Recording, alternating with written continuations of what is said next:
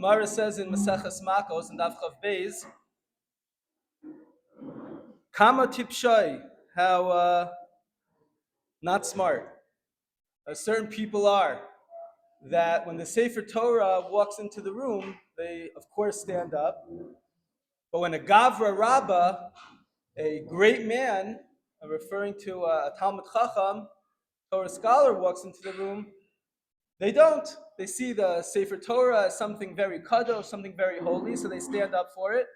When a person who has built himself, who's developed himself, he's a Gavra Rabbah, a great man, when he walks into the room, they don't stand up. And the question is, well, who's this Gavra Rabbah? We all here, everyone wants to be great men, right?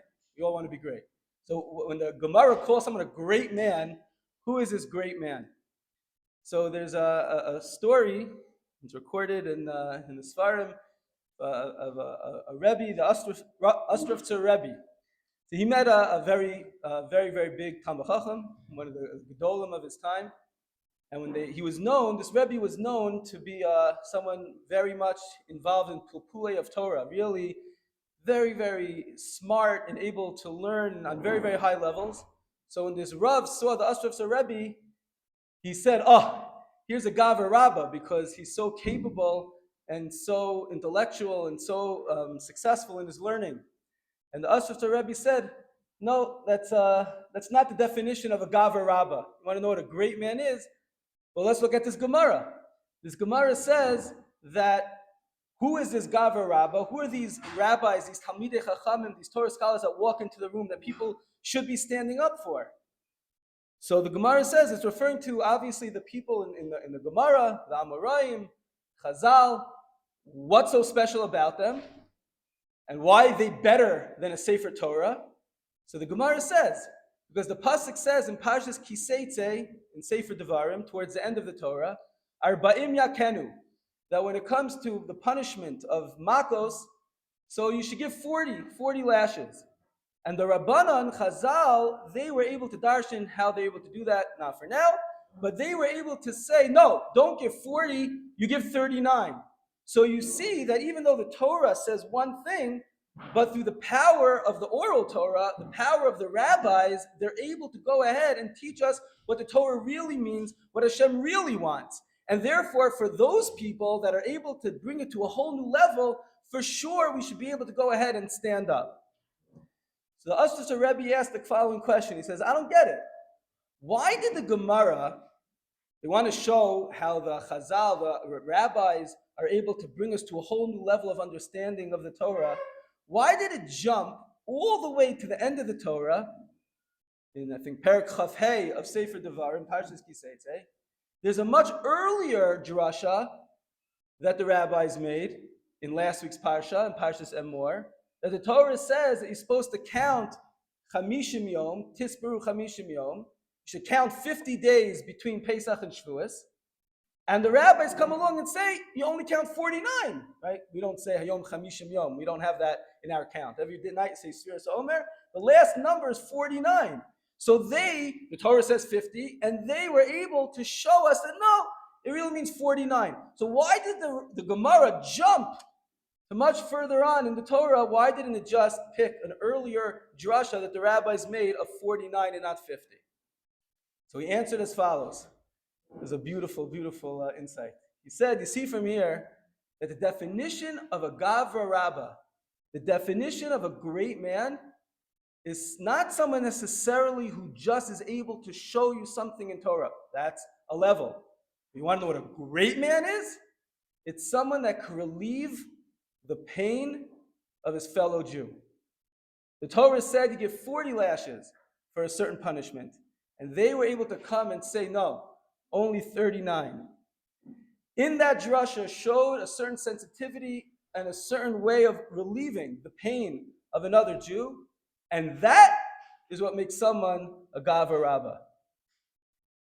As we approach Shavuos, and we're in the times of Sfiras Omer, we're thinking about how we could become greater in our Torah learning.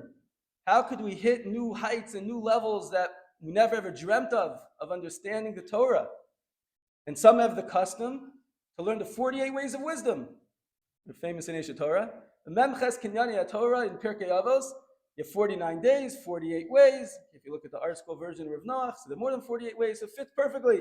You're able to take on one way every single day to go ahead and figure out how we could get towards a greater acceptance of the Torah on Shavuos.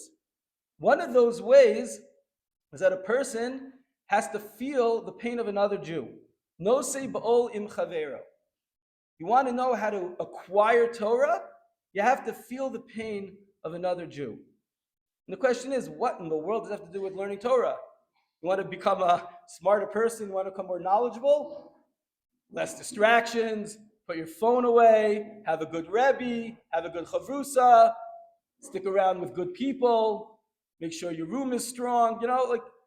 Nosi ba'olim chavero, that if someone, God forbid, is in pain, he's sick, he's lacking something, to worry about them, to care about them, to try to help. Why? What does that have to do with me becoming a greater Torah scholar? So the Maral answers, because the Torah was not given to individuals. It's not like someone who's successful in mathematics. So if you study and you learn well and you have a good teacher and less distractions and you also put your phone and you could just plug away at math, you'll be good at math. You got it. That's not what the Torah is about. The Torah is not just a bunch of knowledge that we're trying to acquire. The Torah was given to the entire Jewish people as an entity, as one unit. We all received it. And that's why we have an obligation to teach other people. We have an obligation to answer someone's question when they come and ask us to explain them something. That's a waste of my time. I'm learning here. Please leave me alone. I'll talk to you later. No. We have an obligation because it's our Torah. It's not my Torah. It's not your Torah. It's our Torah. And therefore, we have to develop ourselves a sensitivity towards connecting to other people as if they are ourselves. When someone is nosei ba'olim chavero, when they see Rahman al-Islam, someone being killed in the war, or someone having difficulties, someone doesn't have money, someone is having trouble, doesn't have children, whatever issues they don't have, they're going through. If we're in deep pain over their feeling, so we're connected to them. We're one with them. And that's the only way that we could ever get the Torah. We can get knowledge without it. We can't get the Torah without it. The Torah is given to the Jewish people as a whole, and therefore the more we make ourselves into one collective unit, the more we're able to go into Shavuos and we're able to go ahead and accept the Torah in that way.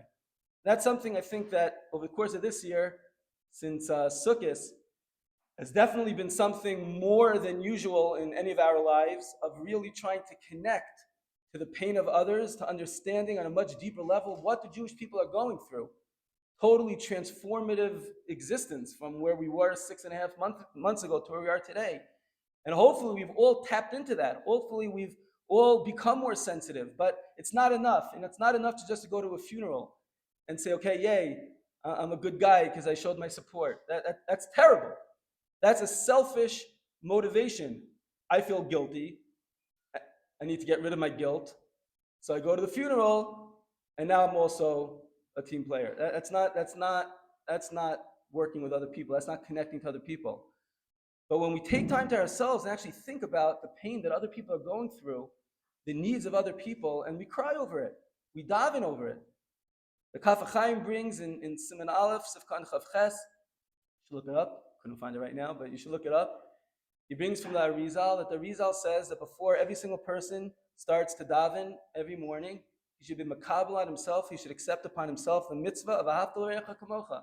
Before you start davening, he says, we don't say I have to accept upon myself the mitzvah of kibbud avim, honoring my parents, or accept upon myself the mitzvah of tzitzis. You don't have to do that. You just put on your tzitzis, put on your tefillin, right? This mitzvah you got to accept upon yourself before you daven, and he explains, because that's the way your tefillah is going to be accepted. Because you're going to daven not just for yourself, you're davening for everyone. The Magen Avram brings it in his introduction to Siman Mem Daled. The Chai Adam brings it in the very, very beginning of Chai Adam. Allah Chalamaysa, this Arizal.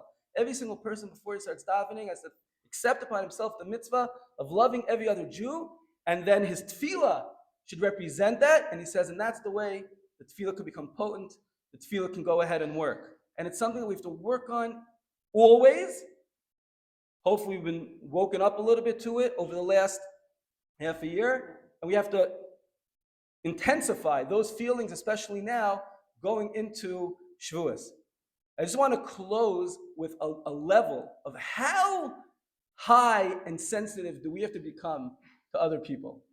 Okay, sometimes it's nice to see, to dream, right, of what we could get to. So I want to share with you an absolutely incredible Dvar Torah.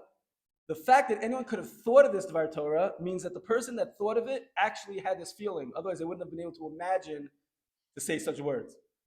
This is a vort from the Imre Emes, one of the Rebbes of the Ger Rebbes, fled from the Nazis in 1940, came to Eretz Yisrael, passed away 8 years later.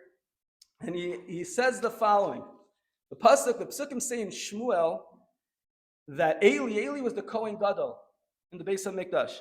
And he saw Chana come to the Beis HaMikdash, and she was speaking. Medaberes al liba, raks faseha naos. There was something very funny about the way that she was moving her lips, the way she was speaking. And the pasuk says, "Ve'achshaveha Eli lishikora." Eli thought that Chana must be drunk. She's standing over here in the Beis HaMikdash and babbling away. Something is very weird over here. So he told her, you're drunk. You're not supposed to be here drunk. And the pasuk says that Chana said to Eli, "No, it's not true. I'm not drunk. Actually, I don't have children, and I'm just davening." Vatan Chana v'tomer lo adoni. Ishak shas ruach anochi v'yayin v'shecher lo shas. He said, "I didn't drink anything. V'ashpoches nafshi l'fnei Hashem." I'm just pouring my heart to Hashem. Vayan Eli vayomer. So Eli responded to Chana and said, "L'chi l'shalom. Go in peace. Ve'elokei Yisrael yitain et shel haseich. Hashem will grant, he'll answer your tefillah." Rashi says, what yitain et shel haseich means he'll give it. Rashi says, "Besura sheniskavet tefillasa." He basically told her, don't worry about it, your tefillah is answered. This is extremely strange. Eli thinks she's drunk. She says, I'm not drunk. He says, don't worry about it, your tefillah is answered. What happened? What changed? So the Imre Emes says something absolutely incredible. Eli saw this lady, what he thought she must be davening. He was not l'kav schus. He judged her favorably. She's not drunk. She's probably davening. But he looked into her heart, very, very deep into her heart, and was trying to feel, is there any pain over there? Is anything going on? And Eli said, she's not lacking anything. There's nothing wrong. This lady doesn't need anything. So he said, then what in the world is she doing? Babbling away. Must be she's drunk. Only someone who's drunk would do that if they don't have any needs. So he said, you're drunk. And she said, no, I'm not drunk. I didn't drink anything. So then he realized that, then it must be that her tefillah was already answered and she's going to have the child. So there was no reason to daven. So he was able to say, go in shalom because your tefillah is answered. Meaning, Eli was so in tune with another person's feelings that he was able to see that they don't have a need or they do have a need. And based on that, he was able to go ahead and tell her, you have no needs, your tefillah is answered. Now, only someone that could actually appreciate that level of connection to someone can even say such a word. You have to think about that just a little bit. But that's what we're striving for. It's not just, okay, someone's happy today, I'm so excited for him, and I'm going to dance with him for a few minutes, then get the ragalach and leave. I'm so happy for you. I'm going to stay here with you, and I'm going to say mazel tov to you, and I'm going to tell you afterwards how great it was. I want to connect. And the opposite, if God forbid someone's going through a difficulty, I need to connect and give them time and be there and listen and be patient and be in their pain and think about it even when I'm not around the person. And that has to be part of my davening. It has to be very, very real. And Be'ezus Hashem, if we're able to develop this, and this is a lifelong work, but if we're able to work and work at this, to try to connect ourselves more and more to our fellow Jews, Be'ezus Hashem will all be zocheh to receive the entire Torah that was given to people who are part of the cloud, part of the group, and will be able to appreciate the Torah on levels that we never could have imagined. Shavuot Tov.